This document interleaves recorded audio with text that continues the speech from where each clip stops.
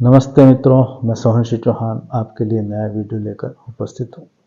आज का हमारा विषय है एवीएन, यानी ये संक्षिप्त नाम है स्क्लेरल नेक्रोसिस का, यानी कि हड्डी को मिलने वाले रक्त का प्रदाय बंद हो जाना, पूर्णतः या आंशिक रूप से।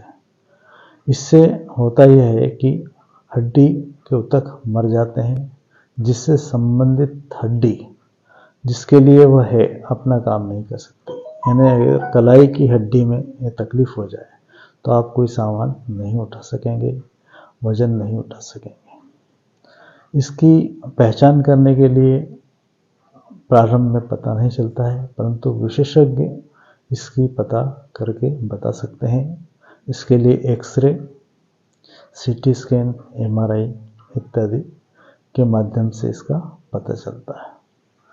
इसके बारे में अगर मैं कहूँ कि होम्योपैथी में उपचार अगर करना है तो जैसा कि होम्योपैथी का नियम है, हमें लक्षणों पर ध्यान देना होगा। अगर हम सारे लक्षणों को मिला करके कोई दवा निकालते हैं और वो दवा देते हैं तो निश्चित रूप से दुनिया का कोई भी रोग हो वो ठीक हो सकता है। अब जो इससे संबंधित रोग के लिए जो दवाएं मैंने पता की हैं उसमें असाफिटिड, लाइकोपोडियम, मर्सोल, एसिड नाइट्रिकम, इसके अलावा साइलिसिया, आरम मेटलिकम, कलक्रियाकार दवा हो सकती है। इन सब दवाओं के साथ में आपको प्रारंभ से ही 5 फास, जिसके अंदर 5 प्रकार के फास्फोरस, नेट्रम फास, कैल्क्रिया फास, फेरम फास, काली फास और मेगफास, ये दवाएं होती हैं। इसका उपयोग करने से निश्चित रूप से अपनी जो समस्या है उसका हल होना शुरू हो जाता है। अब हम आते हैं कि हर दवा के बारे में संक्षिप्त में पता करने की कोशिश करते हैं कि किस दवा को देने के लिए कौन कौन से लक्षण आवश्यक है। तो लाइकोपोडियम के लिए शून्यपन हो जाना, इसके अलावा जो जिस सहारे जैसे जिस अंग में समस्या है उसके सहारे अगर हम लेटते हैं, अगर दाहिनी ओर ये समस्या है तो इसकी संभावना, इस दवा की संभावना बढ़ जाती है। इस प्रकार अगर मान लीजिए पाँव में है और दाहिनी ओर अगर हम लेट जाते हैं तो हमें बहुत दर्द होगा। इसके अलावा कमर के निचले हिस्से में जलन भी एक लक्षण है। इसके अलावा गैस बनना, शाम को 4 से 8 बजे के बीच में लक्षणों का बढ़ना, ये लाइकोपोडियम का असर होता है। असाफिटेड की जो है ये, इसमें जो अस्थियां होती हैं यानी बोन होती है उसमें बर्छी लगने जैसा दर्द होता है, अस्थि क्षय हो जाता है, पतला और तीखा पीप निकलता है। अगर वहाँ से कुछ रिसा हो रहा तो पतला और तीखा पीप निकलेगा। नाक की हड्डी का क्षय भी इसमें होता है। मर्सोल में क्या है कि मुख में छाले हो जाते हैं। इसके अलावा जो हमारा जो स्टूल पास करते हैं उसमें हमारा ब्लड होता है, यह इसकी पहचान होती है। और ब्लड निकलने की इस प्रकार से पुष्टि हो जाने पर मर्सोल दवा का दिया जाना चाहिए। इसके अलावा मुख के अंदर दुर्गंध आती है, ये एक उसकी पहचान रहती है।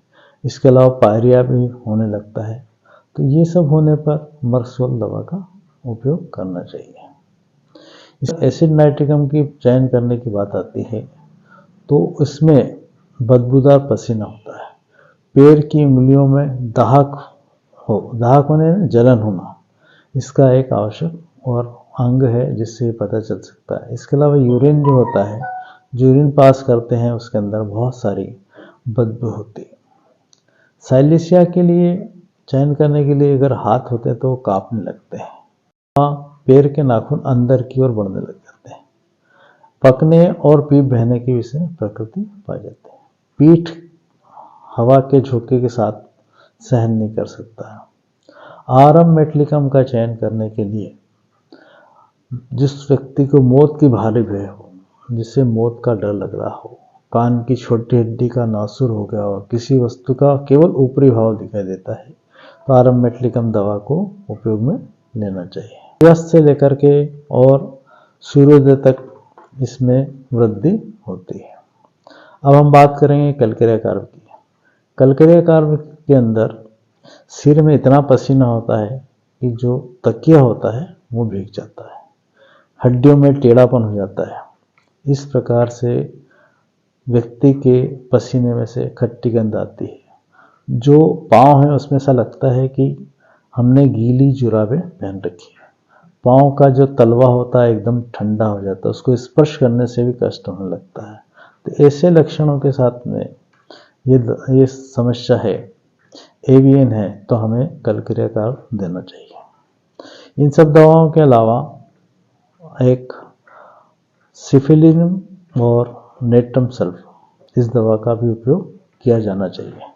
ये दोनों दवाएं जो हैं देने के लिए, नेट्रम सल्फ का तो एक विशिष्ट लक्षण ही होता है कि हमें जो मौसम परिवर्तन होता है उसके साथ में कष्ट बढ़ता है। सिफिलिन का जो लक्षण होता है उसमें हमें किसी प्रकार के कुछ रोग होते हैं, सिफिलिस रोग होता है, वो होने के बाद अगर ये समस्या होती है तो ये बड़े काम की बात है। आशा है कि ये वीडियो आपके लिए उपयोग होगा। किसी के द्वारा इस वीडियो बनाने की मांग की गई थी। मेरे चैनल पर अगर आप और भी कुछ वीडियो चाहते हैं तो आप मुझे अवश्य लिखें, ताकि उससे संबंधित वीडियो बनाकर लाभ पहुंचाने की कोशिश करूं। होम्योपैथी इतनी विराट और इतनी अच्छी पैथी है कि इसके माध्यम से हम बहुत सारे रोग को ठीक कर सकते हैं। आशा है ये वीडियो आपको पसंद आएगा। धन्यवाद, नमस्ते।